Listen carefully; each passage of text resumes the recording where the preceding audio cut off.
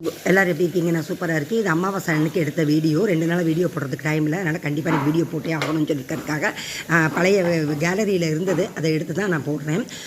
அப்படியே வந்து மோர்க்குழம்பு, வாழைக்காய் பொரியல், அதுதான் எப்பயுமே என்னுடைய அமாவாசை டிஃபால்ட்டு. மோர்க்குழம்பு எப்பயுமே நிறைய தடவை என்னுடைய ரெசிபி நிறைய தடவை போட்டேன், போய் பாருங்கள்.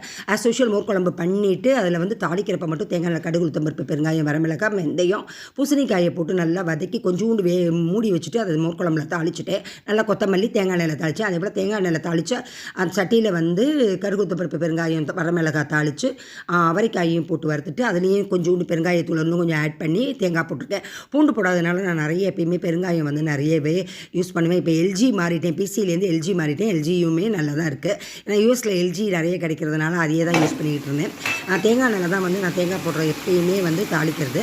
அன்றைக்கி அவரைக்காய் பொரியல், மோர்க்குழம்பு, கொஞ்சம் வாழைக்காயை வந்து கொஞ்சம் வட்டமாக நறுக்கி வேக வச்சு அதில் வந்து தனி மிளகாய் பொடி போட்டு, அது ரோஸ்ட்டும் கிடையாது, பொரியலும் தேங்காய் பொரியலும் கிடையாது, அது மீடியண்ட்டாக அப்போ இன்டர்மீடியட் கணக்கில் ஒரு வாழைக்காய் பொரியலையும் பண்ணி அன்றைக்கி காலையில் அமாவாசை சமையலை வந்து சாதம், ஒரு நெய், வாழைக்காய் பொரியல் வச்சு கொஞ்சம் சிம்பிளாக தான் முடிச்சாச்சு.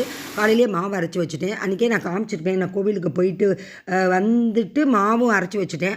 அப்போ என் பார்க்கில் வந்து என் ஃப்ரெண்டு சொன்னாங்க, நீ வெந்தயம் போட்டு பச்சரிசியும் புழுங்கலரிசி வெந்தயம் போட்டு உளுந்து கொஞ்சம் போட்டு மிக்சியிலே அரைச்சிடுறேன். 2 வாரமாக மாவே வாங்கலை, சரி எப்படி வீட்டில் மிக்சியில் அரைச்சி பார்ப்போம் அப்படிங்கிறதுக்கோசரம் பண்ணேன். ஆப்பம் ஊற்றினா ரொம்ப நல்லாயிருக்கும், நீ வந்து ஆப்பத்துக்கு ட்ரை பண்ண அந்த மாவை வச்சு அப்படின்னாங்க. எனக்கும் ஆப்பம் சாப்பிடணும் போல் ஆசையாக இருந்தது. சரி அமாவாசை அன்றைக்கி நம்ம வந்து இந்த மோர்க்குழம்பை வச்சுட்டு ஆப்பத்தை பண்ணிடுவோம் அப்படின்னு சொல்லிட்டு ஆப்பம் வந்து சட்டியில் ஊற்றினா, ஆப்பத்துலேருந்து அந்த சட்டியிலேருந்து நான் ஈனோ போட்டு கொஞ்சம் பால் ஊற்றி கரைச்சி அப்புறம் வந்து ஆப்ப கணக்கில் விட்டு பார்த்தேன். ஒன்றுமே ஆப்பச்சட்டியிலேருந்து ஆப்பச்சட்டியை கழுவி எடுத்தது தான் மிச்சம். அதுக்கு ஒரு 1/4 மணி நேரம் செலவு தான். ஆனால் வந்து ஆப்ப சட்டியிலேருந்து எடுக்கிறதுக்கு வரல. டக்குன்னு தோசைக்கல்லை போட்டு தோசை பார்த்தேன். தோசை வந்து முறுன்னு செக்கச்சவைன்னு ஹோட்டல் ரோஸ்ட் கணக்கில் இருந்தது. அதுலேயே நெய் ரோஸ்ட்டும் போட்டு சாப்பிட்டாச்சு. இப்போ வந்து நம்ம வந்து இந்த ரொம்ப ஈஸியஸ்ட்டு மெத்தடாக இருக்குது மாவு வாங்குறதுக்கு. ஏன்னா நான் வழக்கமாக வாங்குற இடத்துல மாவு அரைக்கிறது இல்லை, அதனால் வேறு இடத்துல வாங்குறதுக்கு எனக்கு பிடிக்கலன்னு சொல்லிட்டு தான் மிக்சியில் அரைச்சேன். அப்புறம் வந்து அந்த தோசை வந்து அவ்வளோ முருகலாக இருந்தது. பச்சரிசி வெந்தயம் போட்டதுனால அவ்வளோ ஒரு ரெட்டிஷ்ஷு. பொதுவாகவே தோசை வந்து ரெட்டிஷ்ஷாக இருந்தால் எனக்கு ரொம்ப பிடிக்கும். காலையில் வச்ச மோர்க்குழம்பு, கொஞ்சம் ஜீனி, எப்பயுமே தோசைக்கு இந்த வெந்தய தோசைக்கு ஜீனி சூப்பராக இருக்கும். மிளகாப்பொடி அசோக் இதில் அன்றைக்கி டெம்பிள் சிட்டியில் எள்ளு மிளகாப்பொடி வாங்கிட்டு வந்தேன், அதையும் போட்டு சூப்பராக ஒரு தோசை சாப்பிட்டு ஒரு காஃபியையும் குடிச்சிட்டு கோவிலுக்கு கிளம்பிட்டோம்.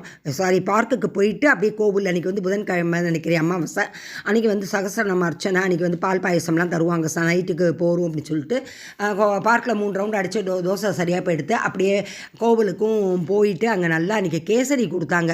அமாவாசை அன்னிலேருந்து ஸ்வீட்டை கம்மி பண்ணணும்னு பார்த்தேன், ஆனால் அன்றைக்கி கேசரி கொடுத்தாங்க. வீட்டு பக்கத்தில் சரவணா ஹோட்டல்னு ஒன்று ஆரம்பிச்சிருக்காங்க. என் ஃப்ரெண்டு வந்து அந்த இதை ட்ரை பண்ணால் ஒன்று வாங்கினால்